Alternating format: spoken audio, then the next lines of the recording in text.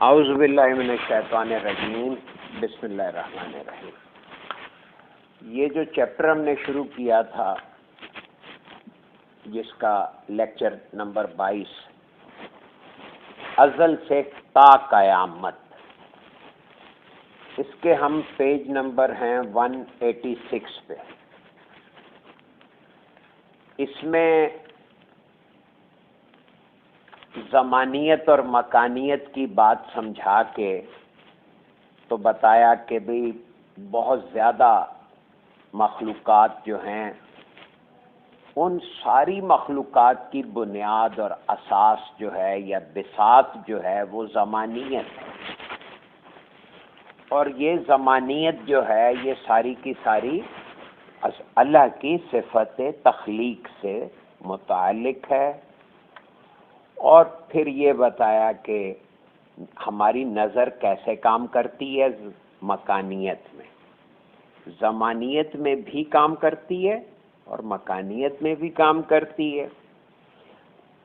یہ جو مکانیت میں نظر کام کرتی ہے، اس میں سب سے بنیادی عنصر جو ہے وہ ہے فاصلہ۔ فاصلوں کی وجہ سے ہم چیزوں کو دیکھتے ہیں یا دیکھ سکتے ہیں۔ اگر دو چیزوں کے مابین فاصلہ حذف کر دیا جائے تو کیا ہوگا کہ ہم اس چیز کو دیکھ نہیں سکیں گے۔ اب یہ باتیں بیان کرتے ہوئے روحانیت کے کچھ درجات کی بات شروع ہوئی۔ قرآن میں ان کا ذکر کیا گیا ہے، حجاب محمود، بلکہ مقام محمود اور سدرۃ المنتہا اور بیت المعمور کے ناموں سے۔ تو وہ چیزیں، ان کی پراپر وضاحت ہمیں کہیں نہیں ملتی۔ یہ حضور قلندر بابا اولیاء نے ان ساری اصطلاحات کو جو تصوف میں ایک بات کو سمجھانے کے لیے برتی جاتی ہیں، ان کے میننگز کھول دیے، اور یہ فرمایا کہ یہ بنیادی بات یہ کہی کہ روشنی کی دو قسمیں، ایک وہ جو ہم ظاہری آنکھ سے دیکھتے ہیں، دوسری جو ظاہری آنکھ سے نظر نہیں آتی یا آنکھ کے باطنی رخ سے دیکھ سکتے ہیں۔ پھر ساتھ میں یہ بھی فرمایا کہ روشنی میں جو نظر آنے والی روشنی ہے اس میں تغیر ہوتا ہے، اور جو نظر نہیں آتی اس میں تغیر نہیں ہوتا۔ تغیر نہ ہونے کا مطلب نقش و نگار بھی نہیں ہوتے، لیکن ذات کا ادراک ہوتا ہے۔ اب اس کو بنیاد بنا کر یہ بتایا کہ بھئی نقش و نگار کی بھی دو قسمیں ہوتی ہیں، ایک کا نام مثالیت ہے، یعنی نقش و نگار تو ہوتے ہیں لیکن ان میں عنصریت نہیں ہوتی، یعنی عناصر نہیں ہوتے، یعنی مکانیت نہیں ہوتی۔ اس کے بعد یہ بتایا کہ یہ چار ابعاد کی گیم ہے، ساری چار ڈائمینشنز ہیں۔ صادر العین جو کہ اصل ہے اور غیر متغیر ہے، اور پھر عین ہے، یہ روشنی کی اصل ہے اور تغیر پذیر ہے، لیکن ابھی ابعاد نہیں بنے، یعنی ڈائمینشنز نہیں بنی، یعنی اس میں خد و خال نہیں بنے، حالانکہ یہ خود ایک بود ہے۔ پھر تیسرے نمبر پہ مثالیت، روشنی کا ایک ایسا جسم ہے جس میں خد و خال تو ہوتے ہیں لیکن اور نقش و نگار بھی ہوتے ہیں، ان کا تعلق مادی دنیا سے نہیں ہوتا۔ مثال اس کی آپ کے لیے دیکھیں نا، آپ اگر سوچیں کہ جی مجھے میٹرک میں جو میتھس پڑھانے والے سر تھے یا میڈم تھیں، تو دیکھیں آپ کے ذہن میں پورا ایک خاکہ آیا۔ اب وہ خاکہ، اس کا کیا نام رکھیں گے؟ ظاہر ہے کہ اس ٹیچر کا جو ہمارے ذہن میں تصور کھلا، وہ روشنی کا جسم ہے، اس میں خد و خال بھی ہیں، لیکن مادی دنیا کے طرح اس میں ٹھوس پن نہیں ہے، عنصریت نہیں ہے، کیونکہ وہ سامنے نہیں ہے ہمارے۔ ٹھیک ہے، تو عنصریت عنصریت جو ہے یہ روشنی کا ایک ایسا جسم ہے جو مادی دنیا سے تعلق رکھتا ہے. تو یہ چاروں ابعاد جو ہیں، یہ چاروں ڈائمینشنز جو ہیں، ان کو ذہن میں تازہ کرنے کے بعد یہ بتایا کہ یہ ساری ڈائمینشنز نظام تخلیق کا حصہ ہیں. ہم نے اس میں اس چیپٹر میں ازل تا قیامت، یہ جو 22 نمبر لیکچر چل رہا ہے، اس میں گروہ ملائکہ کے بارے میں پڑھ رہے تھے یا پڑھا ہم نے. اس میں ہمیں کائنات کی 4 جہتیں یا 4 سمتوں کا بتایا گیا، اور ان 4 سمتوں کا تعین کرتے ہوئے کہا کہ ایک میٹر ہے، ایک روشنی ہے، ایک نور ہے، اور چوتھی سمت جو ہے وہ اللہ کا ذہن ہے. پھر اللہ کے ذہن کو علم واجب ہے کہا گیا. تو انسان کے علم کی معراج یہ ہے کہ وہ علم واجب یعنی حجاب محمود یعنی اللہ کے ذہن کو دیکھ لیتا ہے. اب حجاب محمود سے آگے کی منازل کیا ہیں؟ کسی کے ذہن تک پہنچ گئے تو اس کے بعد اس کی صفات ہیں، اس کی ذات ہے. تو یہ آگے اگلے درجے جو ہیں وہ بھی ہیں. تو حجاب محمود سے مراد ہے عرش اعظم کی انتہا. ٹھیک ہے. پھر اللہ تعالیٰ کے تکوینی نظام میں فرشتوں کا کردار ہے. تکوینی نظام میں اللہ تعالیٰ کیسے ایڈمنسٹر کر رہے ہیں، کیسے کائنات کو ایڈمنسٹریشن کے لیے ان کے پاس اللہ نے یہ تخلیقات جو کی ہیں، ان میں سے 4 تخلیقات اہم ہیں نا. یہ اس میں فرشتے جو ہیں یہ ایک تخلیق ہے، پھر جنات ہیں، پھر انسان ہیں. تو فرشتوں کو اس طریقے سے ڈیٹیل میں اور ڈسٹنکٹیولی پہلے آپ نے کبھی نہیں کہیں پڑھا ہوگا. اشارتاً یا جستا جستا اس کے اشارے ضرور ملتے ہیں لٹریچر میں، خصوصاً تصوف میں. تو یہاں پہ یہ جو پیج نمبر ہم نے کل 87 دیکھا تھا، اس پہ ملائکہ ملائے اعلیٰ، پھر ملائکہ سماوی، پھر ملائکہ روحانی، ملائکہ عنصری، یہ 4 قسم کے فرشتوں کا تذکرہ تھا. ان 4 قسم کے فرشتوں کو بتا کر پوری ڈیٹیل دینے کے بعد بتانا یہ شروع کیا کہ یہ اصل میں ہیں کیا، یہ ہوتے کیا ہیں. تو یہاں پیج نمبر 186 سے ہم شروع کرتے ہیں کہ ایک نشست میں حضور قلندر بابا اولیاء رحمۃ اللہ علیہ نے مجھ سے فرمایا کہ انسان کے ساتھ ہمہ وقت 20,000 فرشتے کام کرتے ہیں. انسان کے ساتھ ہمہ وقت 20,000 فرشتے کام کرتے ہیں. ہر انسان کے اندر زندگی اس وقت زندگی بنتی ہے جب فرشتے اس کی رہنمائی کرتے ہیں. یہ انسپائریشن کا لفظ آ چکا ہے، آپ اس انسپائریشن کو یہاں پہ رہنمائی پڑھیں. تو جب فرشتے اس کی رہنمائی کرتے ہیں تو یوں سمجھا جائے کہ ہر انسان میں 20,000 ڈوریاں بندھی ہوئی ہیں. جب تک یہ 20,000 ڈوریوں کو فرشتے ہلاتے جلاتے نہیں ہیں، انسان حرکت نہیں کر سکتا. 20,000 فرشتے انسان کے اندر اصل میں کیا کرتے ہیں؟ 20,000 صلاحیتیں انسپائر کرتے رہتے ہیں. اب 20,000 صلاحیتیں انسپائر ہو رہی ہیں آپ کو اور مجھے، استعمال ہم کتنی کرتے ہیں؟ تو اس پہ آپ ایک تماشا دیکھ لیں. ایک صاحب نے حضور مرشد کریم سے کہا کہ جی ہمارے فرشتے تو ہمیں نہیں کچھ انسپائر کرتے. تو میں نے کہا جی نالائق کمانڈر کی فوج بھی آرام کرتی رہتی ہے. نالائق کمانڈر کی فوج بھی آرام ہی کرتی رہتی ہے. وہ انسپائریشن دیتے ہیں، وہ کمانڈر سنتا ہی کچھ نہیں تو وہ پھر اس کے احکامات ہی نہیں چلتے، تو وہ پھر فوج بھی لیٹ جاتی ہے. تو یہ صورتحال ہے. آپ نے کٹھ پتلی کو دیکھا ہے. کہ وہ مختلف تاروں کی حرکت سے مختلف حرکات کرتی ہے. اسی طرح انسان روشنی اور نور کے 20,000 تاروں میں بندھا ہوا ہے. روشنی اور نور کے 20,000 تاروں کو 20,000 فرشتے حرکت دے رہے ہیں.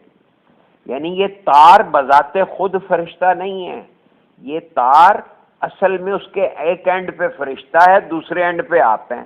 وہ وہاں سے تار ہلاتا ہے تو آپ کے اندر متعلقہ صلاحیت بیدار ہو جاتی ہے. اب یہ ملائکہ مقربین میں 6 پروں سے مراد 6 فراستیں ہیں. اب فراستیں 6 قسم کی فہم، 6 قسم کی سمجھ، یا سمجھ کے آگے 6 درجے. ان کو بڑے ہمارے جو بزرگ تھے انہوں نے یہ بتایا کہ فرشتے میں 6 فراستیں ہوتی ہیں، تو آپ نے انہیں 6 پروں والی مخلوق کا ایک خاکہ ہمارے ذہن میں بٹھا دیا گیا. جتنی تصاویر جو فرشتوں کے متعلق بنائی گئی ہیں بڑے بڑے آرٹسٹس نے، وہ سارے کے سارے اسی طرح کے ہیں جیسے کوئی معصوم سا بچہ اور اوپر اس کے 6 پر لگے ہوئے ہیں، کسی کے 4 پر ہیں، کسی کے 2 پر ہیں. تو وہ اس طرح سے انسانی تصور نے ان کو ایک شکل دے دی. تو یہاں پہ یہ راز واضح کر دیا گیا کہ یہ 6 پروں سے مراد، 6 پروں سے مراد ہے 6 فراستیں. اب جس فراست سے وہ عالم نور کے احکامات کو سمجھنے کی اہلیت رکھتے ہیں، یعنی فراست سے وہ عالم نور، یعنی اپنے سے اوپر کے درجے سے وہاں سے جو احکامات نزول کر رہے ہیں ان کو سمجھ رہے ہیں، وہ فراست، یہ اہلیت ہے ان کی.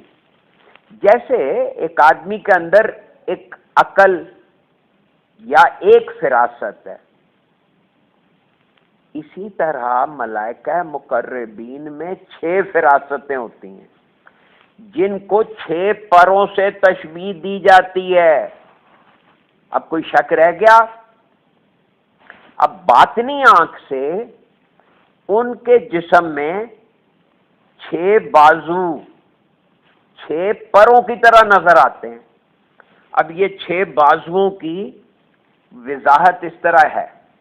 نمبر 1 کہ انہیں کچھ نہ کچھ ذات کا عرفان حاصل ہے، کچھ نہ کچھ ایک آئیڈیا ہے ان کو کہ ذات کیا چیز ہے.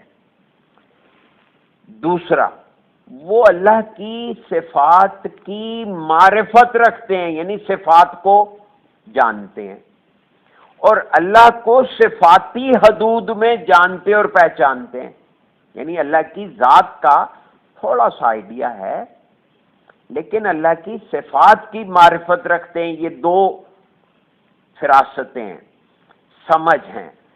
تیسرا یہ کہ عالم امر کے صادر العین کی فہم رکھتے ہیں.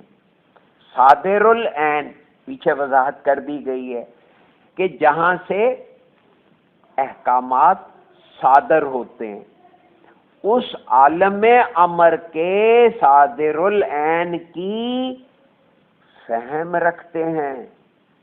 پھر وہ عین کی ترتیب اور تخلیق سے واقف ہیں. یہ 4تھی فراست ہے ان کے اندر. 5ویں فراست یہ ہے کہ وہ عالم امکان یا عالم خلق کی مثالیت کے علوم پر انہیں پورا عبور حاصل ہے. انہیں پتہ ہے کہ ایک خیال کس طرح تصور بنے گا اور وہ تصور کس طرح احساس بنے گا.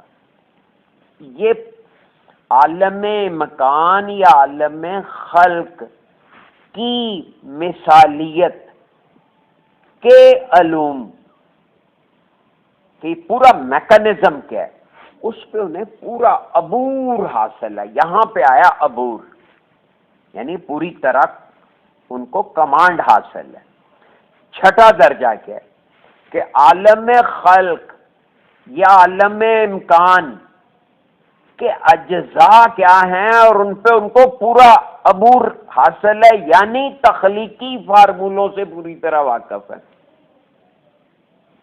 اب اس بات کو ہم اس طرح بھی کہہ سکتے ہیں کہ ملائے اعلیٰ 6 علوم کی روشنیوں کا مجموعہ ہیں۔ وہاں پہ پہلے پر آئے، پھر بازو آئے، پھر کہا کہ یہ 6 فراستیں ہیں، اور اب فرمایا کہ یہ 6 علوم کی روشنیوں کا مجموعہ ہیں۔ گویا 6 علوم کے ہیں، یہ 1 سے لے کر 6 تک ان کی وضاحت کر دی گئی۔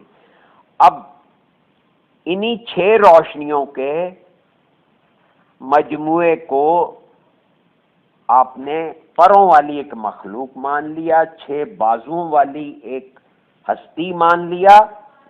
یہ جو کئی مذاہب میں جو ان کے دیوی دیوتاؤں کی تصویریں بنائی جاتی ہیں اس میں 6 بازو دکھائے جاتے ہیں، تو وہ اصل میں اب بتایا کسی نے ان کو کیا اور انہوں نے سمجھا کیا اور اس کے بعد اس کی کیا تصویر بنی، یہ ساری بات سمجھنا کتنا آسان ہو گیا، لیکن ان کو یہ بات خود معلوم نہیں۔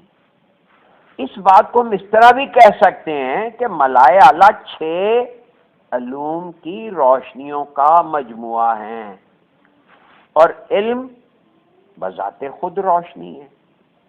دراصل روشنی ہی کا نام علم ہے، یہ مسئلہ ہی حل ہو گیا کہ علم کی یہی شکل، اب علم کی یہی شکل اپنی مخصوص صفات میں، اپنی ٹپیکل اور ڈسٹنکٹ پراپرٹیز، کوالٹیز یا کیریکٹرسٹکس میں الگ الگ رنگوں کا مظاہرہ کرتی ہے۔ علم سارے کا سارا اللہ کا، وہ اپنی صفات کے مطابق الگ الگ رنگوں میں، الگ الگ روپ میں ظاہر ہوتی ہے، مظاہرہ کرتی ہے۔ اب جب ہم رنگوں کا تذکرہ کرتے ہیں تو یہ نیلا، پیلا، کالا، سفید جتنے بھی رنگ بیان کر سکتے ہیں، اصل میں ہر رنگ ایک علم ہے۔ اب آپ نے اور ہم نے آج تک یہی سنا کہ 7 رنگ ہیں، حضور کلندر بابا اولیاء نے بتایا کہ 9 رنگ ہیں، ایک سفید اور ایک کالا بھی شامل کیا ہے انہوں نے ان 7 رنگوں میں جو قوس قزح میں دکھتے ہیں۔ تو یہ گویا اب یہ دیکھیے، آپ آج تک میں اور آپ 7 رنگ 7 رنگ 7 رنگ سترنگی قوس قزح کی تذکرہ کرتے رہے، لیکن 2 مزید رنگ یعنی سفید اور کالے کو ڈسکس نہیں کرتے تھے۔ تو ہر رنگ ایک علم ہے۔ اب علم چونکہ شکل و صورت میں ہمارے سامنے آتا ہے تو کیا ہوتا ہے، وہ کسی نہ کسی روشنی میں اپنی مخصوص صفات میں مظاہرہ کرتا ہے۔ اپنی ہر رنگ اپنی فریکوینسی رکھتا ہے، ہر رنگ اپنی ایک ویو لینتھ رکھتا ہے، ہر رنگ اپنی ایک پرٹیکولر انٹینسٹی رکھتا ہے۔ تو اس ساری بات کو کنٹرول کہاں سے کیا جا رہا ہے؟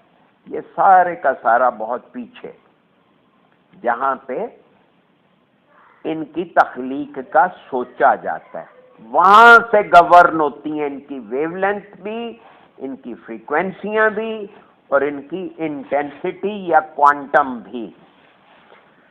اب یہ بات بہت زیادہ توجہ طلب ہے کہ علم حضوری، جس کو آپ علم حقیقت بھی کہتے ہیں، اس میں کوئی شے شکل و صورت کے بغیر نہیں ہے۔ اب مثال ہے کہ جیسے ہم ہوا کا تذکرہ کرتے ہیں، ہوا کے تاثرات سے متاثر ہوتے ہیں یا اثر لیتے ہیں، ہوا کی راحت یا تکلیف ہمیں محسوس ہوتی ہے، لیکن مادی آنکھ ہوا کو دیکھ نہیں سکتی. اب علم حضوری جاننے والا کوئی بندہ جب ہوا کی طرف متوجہ ہوتا ہے تو ہوا شکل و صورت میں نظر آتی ہے. عقل و شعور سے بھی ہوا کا وجود ثابت ہوتا ہے. جب ہوا چلتی ہے تو گوشت پوست کے جسم پر چوٹ پڑتی ہے. ہوا اگر لطیف اور خوشگوار ہے تو جسم ہلکا سا ارتعاش اپنے اندر محسوس کرتا ہے، لیکن ہوا نظر نہیں آتی. اب یہاں سے یہ چیپٹر کا اختتام ہو گیا، لیکن جو بات اس میں سمجھنے کی تھی کہ یہ جو 6 فراستیں ہیں یہ دراصل کیا ہیں. میں ان کو دوبارہ آپ کے لیے توجہ دلانے کے لیے کہ یہ 6 فراستوں میں پہلی فراست کیا ہے کہ انہیں کچھ نہ کچھ ذات کا عرفان حاصل ہے. دوسرا، اللہ کی صفات کی معرفت رکھتے ہیں. تیسرا، وہ عالم امر کے صادر العین کی فہم رکھتے ہیں، عین کی ترتیب اور تخلیق سے واقف ہیں. عالم امکان یا عالم خلق کی مثالیت کے علوم پر انہیں پورا عبور حاصل ہے. اور چھٹا، وہ عالم خلق یا عالم امکان کے اجزاء پر پورا عبور رکھتے ہیں. یہ بات ہو رہی ہے ملائے اعلیٰ کی. اب اس سے نیچے جو ملائکہ سماوی ہیں وہ 3، 4، 5 اور 6، یعنی تیسرے نمبر کی، چوتھے نمبر کی، 5ویں نمبر کی اور 6 نمبر کی صلاحیتوں سے آراستہ ہیں، اس لیے ان کا رینک ذرا کم ہے. پھر اس سے نیچے والے جو ہیں وہ 5، 4، 5، 6 ان کی حامل ہیں. پھر جو ملائکہ ارضی ہیں یا ملائکہ عنصری ہیں وہ نچلی 2 صلاحیتوں یعنی عالم امکان کے علوم میں مثالیت اس پہ عبور ہوتا ہے، اور عالم خلق کے انہیں آگے پیچھے کی جو باتیں ہیں ان کا کوئی زیادہ لینا دینا یا شعور وہ نہیں رکھتے. انسان چونکہ ان سے انسپائریشن لیتا ہے، لہذا اب انسپائریشن لینا اور ان کے تحت ہونے میں فرق سمجھ لیں آج، کیونکہ یہ بات بہت دفعہ پوچھی گئی ہے کہ جی جب انسان سپیریئر پھر کیسے ہوا؟ سپیریئر ایسے ہوا کہ انسان ان سے انسپائریشنز لیتا ہے، ان سے معلومات لیتا ہے. انسان کو اس شعبہ تکوین میں اللہ تبارک و تعالیٰ کی نیابت حاصل ہے. وہ ذات کا علم رکھتا ہے یا رکھ سکتا ہے. اگر وہ رکھتا ہے تو فرشتے گویا اس کو پھر انسپائر بھی کرتے ہیں اور ساتھ میں گویا رپورٹ پیش کر رہے ہیں. تو یہ ہے اس کا سارا سیٹ اپ.